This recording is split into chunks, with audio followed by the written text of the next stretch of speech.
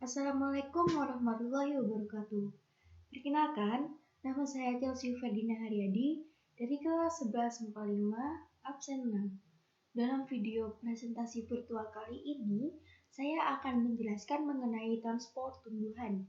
Nah, arti dari transport tumbuhan adalah proses pengambilan dan pengeluaran zat-zat ke seluruh bagian tubuh tumbuhan.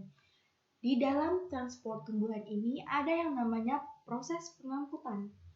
Proses pengangkutan pada tumbuhan ada dua jalur. Yang pertama melalui ekstravaskuler dan yang kedua melalui intravaskuler. Yang pertama ada pengangkutan ekstravaskuler. Sebelum itu, mari kita ketahui apa itu ekstravaskuler. Ekstra yang berarti luar dan vaskuler yang berarti pembuluh angkut. Jadi, pengangkutan ekstravaskuler adalah proses pengangkutan di luar pembuluh angkut xilem dan floem. Nah, di pengangkutan ekstravaskuler ini ada dua jalur lagi, yaitu ada jalur apoplas dan jalur simplas, di mana jalur apoplas itu melewati bagian yang mati dari sel. Kemudian ada jalur simplas yang kebalikan dari jalur apoplas, yaitu melewati bagian yang hidup dari sel. Lalu ada transportasi simplas. Mari kita jabarkan. Nah, transportasi simplas ialah pengangkutan air beserta zat terlarutnya dari sel ke sel melalui sitoplasma dan melewati plasmodesmata. Nah, jadi urutannya bisa kita lihat di sini. Transportasi simplas adalah panah yang berwarna hijau. Jadi urutannya dimulai dari sel rambut akar, kemudian ke sel parenkim cortex, lalu ke endodermis, lalu ke pericycle, dan ke xilem.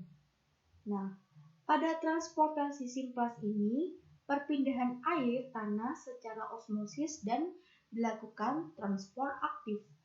Kemudian, kecepatan airnya lebih rendah karena melewati sitoplasma, atau dikarenakan hambatan melewati sitoplasma lebih besar. Lalu yang kedua ada transportasi apoplas. Arti dari transportasi apoplas adalah pengangkutan air dan zat terlarut melalui ruang antar sel atau celah antara dinding sel dan membran plasma. Jadi transportasi apoplas melewati celah-celah yang ada di sini, sehingga cenderung bebas hambatan.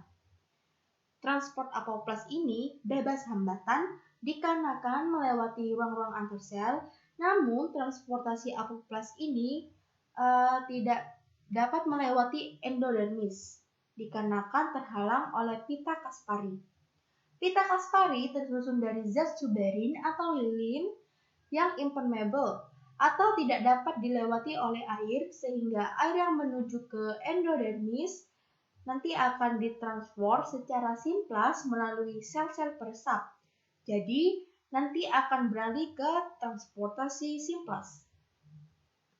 Yang kedua ada pengangkutan secara intravaskuler.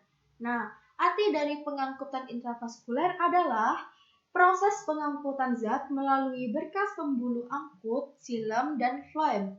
Nah, urutannya mulai dari air tanah, kemudian menuju ke rambut akar, lalu air dan zat terlarut akan menuju ke xilem akar.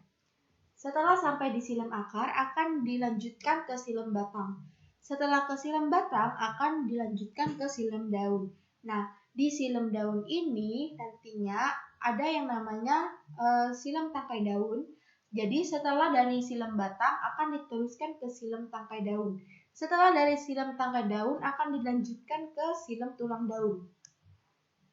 Kemudian dari xilem tulang daun akan menuju ke mesofil daun. Di sini ada gambar mesofil daun yang sudah diperbesar. Nah, di mesofil daun ini terjadi proses fotosintesis yang menghasilkan glukosa dan oksigen. Hasil fotosintesis akan diedarkan ke seluruh bagian tumbuhan.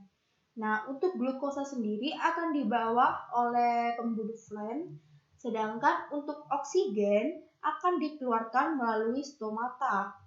Nah, Kemudian, untuk air ataupun metabolisme yang tidak digunakan akan dikeluarkan dari dalam tubuh tumbuhan melalui proses transpirasi. Lalu yang terakhir itu ada teori atau faktor dalam intravaskuler. Yang pertama, ada daya kapilaritas, di mana adalah air dan mineral akan naik dari akar menuju daun karena adanya gaya adesi atau tidak sejenis, dan kohesi yang artinya sejenis atau sama. Lalu yang kedua ada daya tekan akar. Menurut teori, tekanan akar, air, dan mineral dapat diangkut ke daun karena adanya tekanan akar. Tekanan tersebut diakibatkan perbedaan konsentrasi air dalam tanah dan cairan dalam silem. Lalu yang ketiga ada daya hisap daun. Menurut teori Dickson-Joule, air dan mineral dapat diangkut ke daun karena pada daun terjadi transpirasi. Peristiwa transpirasi di daun mengakibatkan air bergerak dari bawah ke atas. Lalu yang terakhir ada pengaruh sel-sel yang hidup.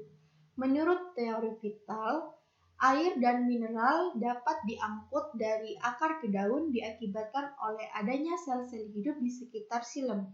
Sel-sel hidup di sekitar silem tersebut yaitu sel parenkim dan juga ada jari-jari empulur. Nah, itu adalah penjelasan singkat dari saya mengenai transport tumbuhan.